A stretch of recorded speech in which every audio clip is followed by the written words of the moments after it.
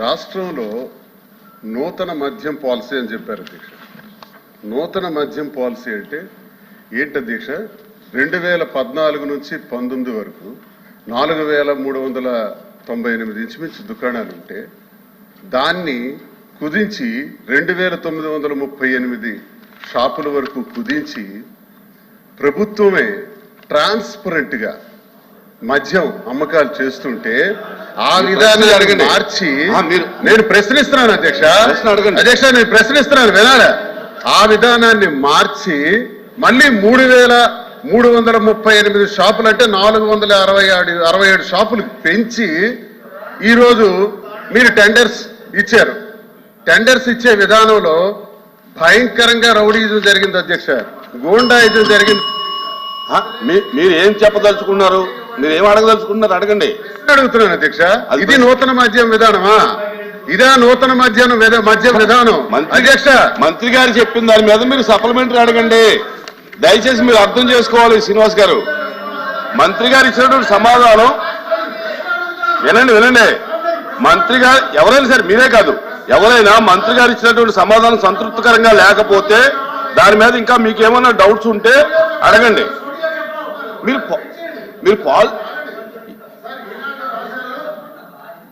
రాశారు, వదిలేయండి లేకపోతే మాకే వాటా ఇవ్వండి అన్నారు అధ్యక్ష. పేపర్లో బయట ఏమి రాసినా ఇక్కడ ఏమి దానికి లైబిలిటీ లేదు.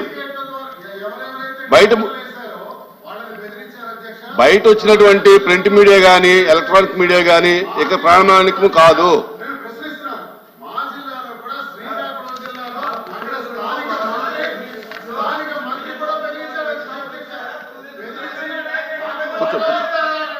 వాటాలు ఇస్తారా లేదా మీరు ఇక్కడి నుంచి పోతారా? ఇక్కడ వేయటానికి లేదు, మీరు టెండర్స్ వేయటానికి లేదు, నాకు వాటాలు ఇవ్వండి అని కూర్చోండి.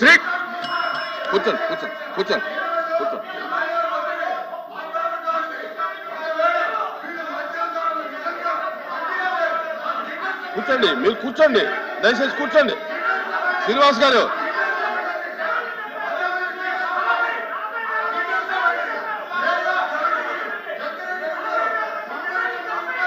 ఎందుకు అంత గట్టిగా మాట్లాడుకోవడం దేనికి?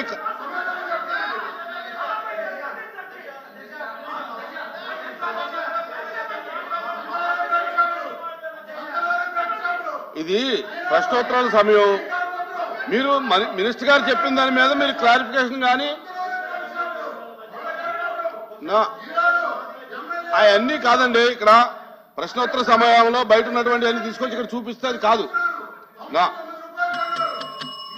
కూర్చోండి, దయచేసి కూర్చోండి. Please SIT down. మంత్రి గారు ప్లీజ్. మంత్రి గారు ఎక్సైజ్ మంత్రి గారు,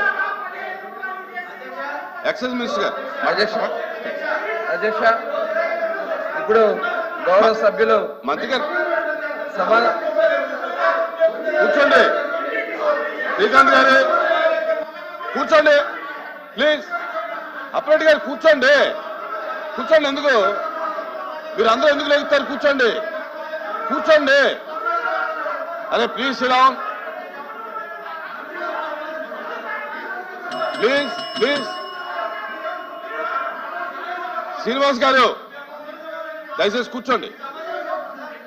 మంత్రి గారు చెప్తున్నారు కదా, చెప్పండి. మంత్రి గారు కూర్చోండి ప్లీజ్. విజయనాథ్ గారు కూర్చోండి. మీరు అడిగి చెప్తున్నారు ఏనండి. శ్రీనివాస్ గారు మీరు అడిగిందని చెప్తున్నారు ఏనండి. అధ్యక్ష గౌరవ సభ్యులు దువ్వాడ శ్రీనివాస్ గారికి మద్యం పాలసీ మీద ఇవాళ గుర్తొచ్చింది అధ్యక్ష. 2019-24 మధ్యలో అధ్యక్ష ఈ మద్యాన్ని వాళ్ళ సొంత జాగీర్లాగా వాడుకున్నారు అధ్యక్ష. ఎందుకంటే ఇప్పుడు వారు చెప్తా ఉన్నారు మేము షాపులు తగ్గించాము మళ్ళీ పెంచారని. మేము ఎక్కడ పెంచలేదు అధ్యక్ష, వాళ్ళే పెంచారు.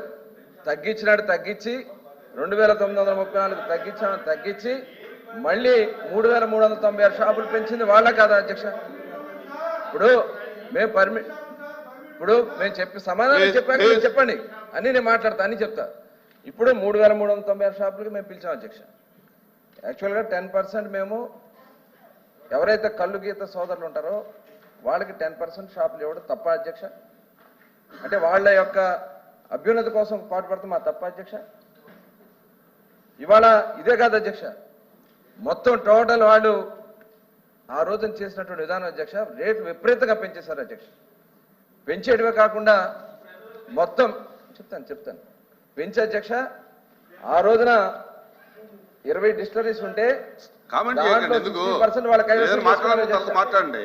కామెంట్ ఎందుకు? 20 డిస్టిలరీస్ నేను చెప్తా, మీరు అన్నారు కాబట్టి దానికి అలా మధ్యలో ఎంటర్ అవడం కరెక్ట్ కాదు. అలా కాదు, మీరు తగ్గించారు. చెప్పలేదు మంత్రి గారిని.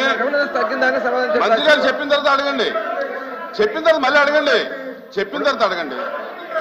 ప్లీజ్ కూర్చోండి, ప్లీజ్ ప్లీజ్. ఇప్పుడు ఆ రోజున వాళ్ళే తగ్గించి రేట్లు కూడా 3 రెట్లు పెంచేశారు అధ్యక్ష. విపరీతంగా రేట్లు పెంచేసి దాని ద్వారా ప్రజలు దోచుకోవాలని చూశారు. డిస్టరీస్ కైవసం చేసుకున్నారు.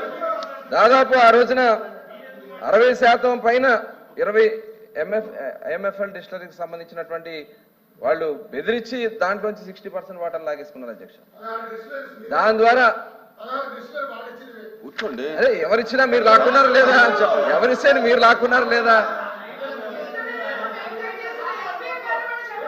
మేడం కూర్చోండి, కూర్చోండి. మీరు ప్రతిదానికి లెక్కండి, మీరు ప్రతిదానికి లెక్కండి. కూర్చోండి శ్రీకాంత్, కూర్చోండి. వాళ్ళకి చెప్తారు, మీకు చెప్తారు. మీరు కూర్చోండి. మీరు క్రమశిక్షణగా ఉంటే వాళ్ళని కూర్చోబెడదాం. అధ్యక్ష, ఆ రోజున వాళ్ళు చేసినటువంటి 26 కొత్త బ్రాండ్లు తీసుకొచ్చారు అధ్యక్ష. కొత్త బ్రాండ్స్ తీసుకొచ్చి ఆ బ్రాండ్స్ ఎప్పుడు కూడా లేనటువంటి, గతంలో ఎప్పుడు కూడా లేనటువంటి బ్రాండ్స్ తీసుకొచ్చి వాళ్ళని 2020-21లో 63% వాటా వాళ్ళ షేర్ వచ్చింది అధ్యక్ష. ఎలా వచ్చింది? కొత్త కంపెనీకి వాళ్ళు కావాలని చెప్పి వాళ్ళకి కావాల్సినటువంటి కంపెనీలు పెట్టుకుని వాళ్ళు చేసినటువంటి విధానం అధ్యక్ష. అలాగే ఆదాన్ అని, ఎస్ఎన్జి అని చెప్పి వాళ్ళ సొంత జేబు కంపెనీలు పెట్టుకుని లీలా అని చెప్పి ఇలా వాటా దాంట్లో 65% మార్కెట్ షేర్ వాళ్ళకి ఇచ్చేశారు. అంటే ఇది దోపిడీ కాదా అధ్యక్ష? ఇవాళ ఇవన్నీ దోపిడీ చేసి ప్రజల్ని నిజంగా ఆరోగ్యం పోయి చాలా మంది విపరీతంగా ఆ రోజున హాస్పిటల్ పాలైపోయి కిడ్నీలు పోయి అనేక మంది ఇదైపోయారు అధ్యక్ష.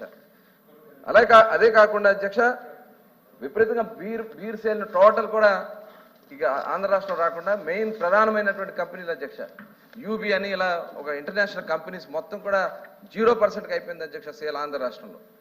కావాలని చెప్పి వాళ్ళకి సంబంధించిన బ్రాండ్లు మాత్రమే, పేరుకి గవర్నమెంట్ షాపులు, ఎక్సైజ్ డిపార్ట్మెంట్ మొత్తాన్ని కూడా నాశనం చేశారు అధ్యక్ష. ఎందుకంటే 70% ఎక్సైజ్ డిపార్ట్మెంట్లో ఉన్నటువంటి ఉద్యోగస్తులు తీసుకెళ్లి సెబ్లో పెట్టారు అధ్యక్ష. సెబ్ని దేనికోసం ఉపయోగించారు? ఎక్కడన్నా ప్రొహిబిషన్ ఉందా? ఎక్కడన్నా వెళ్ళి వాళ్ళకి దాని మీద యాక్షన్ తీసుకునే పరిస్థితి ఉందా?